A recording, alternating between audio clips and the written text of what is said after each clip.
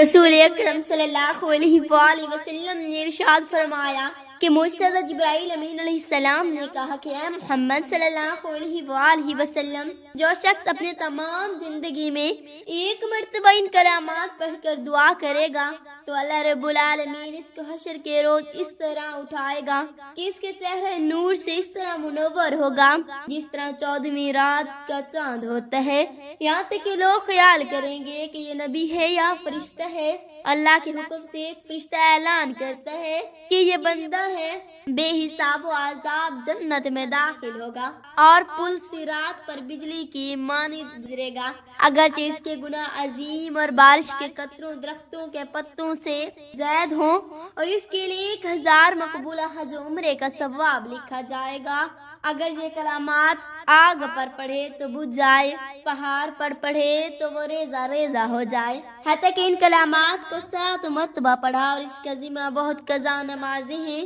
جن کی تعداد خود نہیں جانتا۔ رب تعالیٰ ان کی قضا نمازوں کو ادا تصور فرمائے گا، اور ہر قضا نماز کے بدلے اس کے نام اعمال میں 3 ادا نمازیں لکھے گا۔ پیاس کے واسطے پڑھے گا تو اللہ تعالیٰ اس کو سیراب کر دے گا، اگر بھوکا پڑے تو اللہ تعالیٰ اس کو کھلائے گا۔ حضرت ابوبکر صدیق رضی اللہ تعالیٰ عنہ فرماتے ہیں، میں نے اس دعا کو رات اور دن میں پڑھا تو میں نے سرکاری دو عالم صلی اللہ علیہ وسلم کو خواب میں دیکھنے کا شرف نصیب ہوا۔ حضرت عمر فاروق رضی اللہ تعالیٰ عنہ نے کہا کہ میں نے جس حاجات کے لیے ان کلمات کو پڑھ کر اللہ تعالیٰ سے دعا کی وہ پوری ہوئی، رد نہیں ہوئی۔ حضرت عثمان غنی رضی اللہ تعالیٰ عنہ نے فرمایا کہ میں نے قرآن مجید حفظ کرنے کی کوشش میں تھا، ایک دن رسول اللہ صلی اللہ علیہ وسلم کی خدمت اقدس میں حاضر ہوا۔ حضور اقدس صلی اللہ علیہ وسلم نے مجھے ان کلمات کو پڑھ کر دعا کرنے کے لیے حکم صادر فرمایا،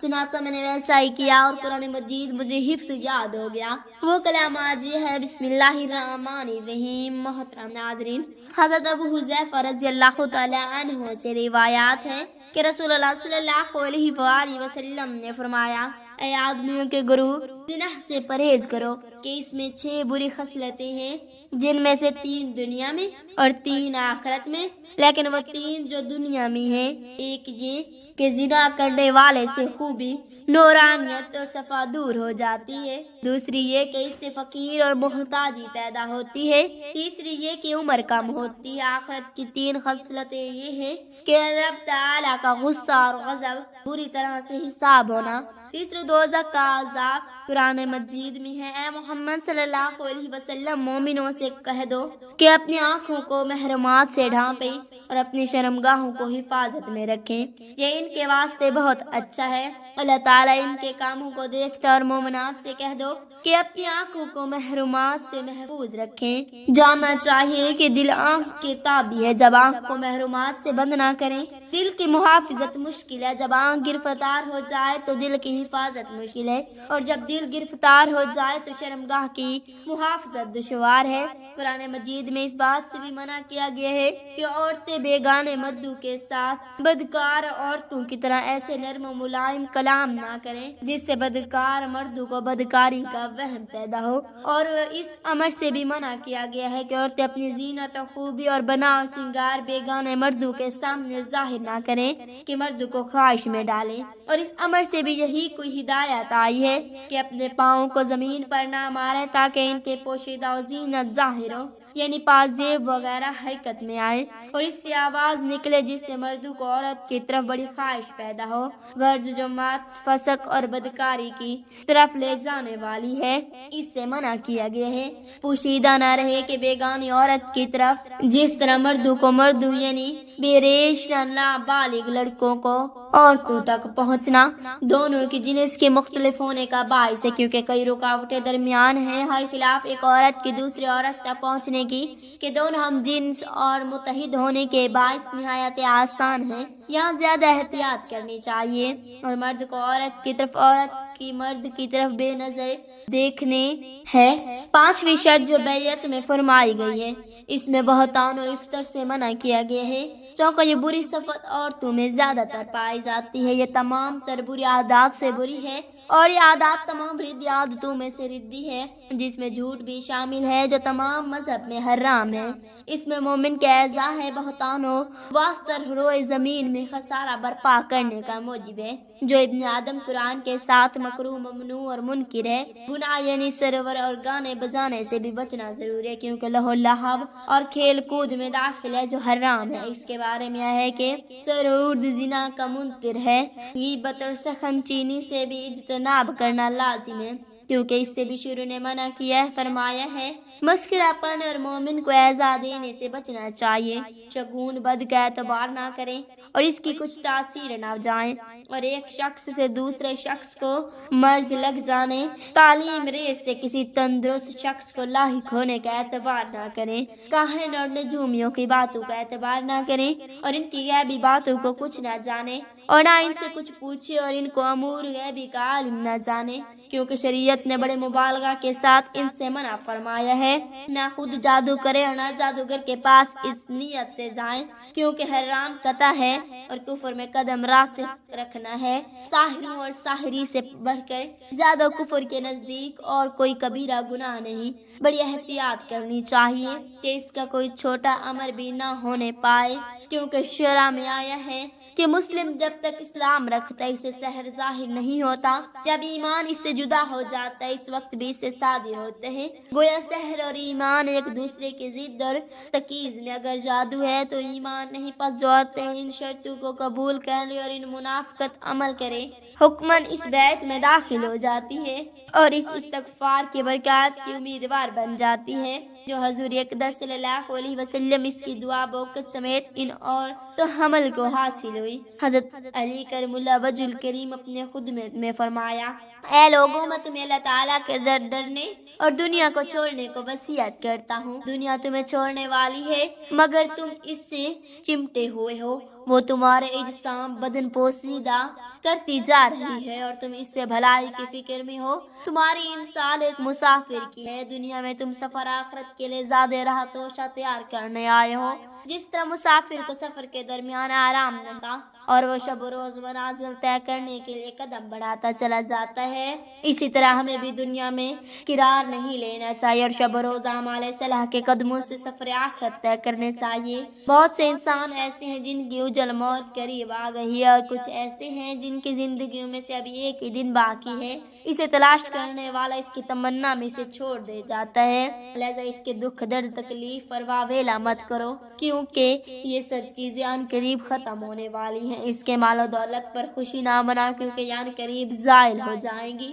طالب دنیا پر حیران بھی ہے، وہ دنیا کو تلاش کر رہا ہے اور موت اس کی تلاش میں ہے، وہ موت سے غافل ہے مگر موت اس سے غافل نہیں۔ حضرت ابن عباس رضی اللہ تعالی عنہما سے روایت ہے کہ نبی پاک صلی اللہ علیہ وآلہ وسلم نے ارشاد فرمایا، جس رات مجھے معراج ہوئی، مجھے دوران سفر ایک جگہ سے بڑی بہترین خوشبو آئی۔ میں نے پوچھا جبرائیل یہ کون سی جگہ اور کیسی خوشبو ہے؟ حضرت جبرائیل علیہ السلام نے بتایا کہ یہ فرعون کی بیٹے کی کنگھی کرنے والے خادمہ اور اس کی اولاد کی خوشبو ہے۔ میں نے پوچھا اس کا قصہ تو بتائیے، تو حضرت جبرائیل علیہ السلام نے کہا کہ ایک دن یہ خادمہ فرعون کی بیٹی کو کنگھی کر رہی تھی، اچانک اس کے ہاتھ سے کنگھی گر گئی، اس نے بسم اللہ الرحمن الرحیم کر کر اسے اٹھا لیا۔ فرعون کی بیٹی کہنے لگی کہ اس سے مراد میرے والد صاحب ہیں، یعنی فرعون۔ اس خادمہ نے کہا نہیں، بلکہ میرا اور تیرا رب اللہ تعالی ہے۔ فرعون کی بیٹی نے کہا کہ میں اپنے والد کو یہ بات بتا دوں گی۔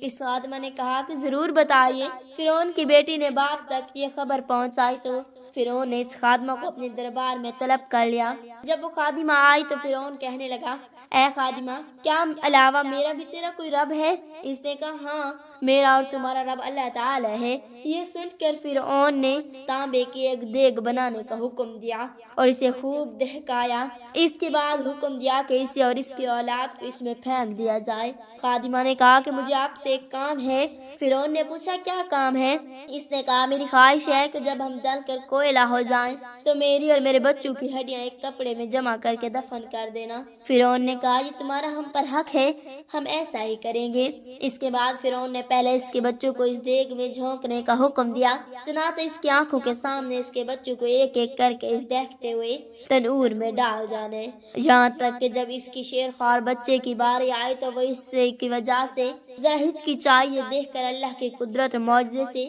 وہ شیرخوار بچہ بولا اماں جان بے خطرہ اس میں کودنا چاہیے کیونکہ دنیا کی سزا آخرت کے عذاب سے ہلکی ہے۔ چنانچہ اس نے اس میں چھلانگ لگا دی۔ رسول اکرم صلی اللہ علیہ وآلہ وسلم نے ارشاد فرمایا کہ مجھ سے حضرت جبرائیل امین علیہ السلام نے کہا کہ اے محمد صلی اللہ علیہ وسلم، جو شخص اپنی تمام زندگی میں ایک مرتبہ ان کلمات پڑھ کر دعا کرے گا تو اللہ رب العالمین اس کو حشر کے روز اس طرح اٹھائے گا کہ اس کے چہرے نور سے اس طرح منور ہوگا جس طرح 14ویں رات کا چاند ہوتا ہے، یہاں تک کہ لوگ خیال کریں گے یہ نبی ہے یا فرشتے ہے۔ اللہ کے حکم سے ایک فرشتہ اعلان کرتا ہے کہ یہ بندہ بے حساب عذاب اور جنت میں داخل ہوگا اور پرصراط پر بجلی کی مانند گزرے گا، اگرچہ اس کے گناہ عذیب اور بارش کے قطروں درختوں کے پتوں سے زید ہو، اور اس کے لیے 1000 مقبولہ حج و عمرے کا ثواب لکھا جائے گا۔ اگر یہ کلمات آگ پر پڑھے تو بجھ جائے گی، پہاڑ پر پڑھے تو ریزہ ریزہ ہو جائے۔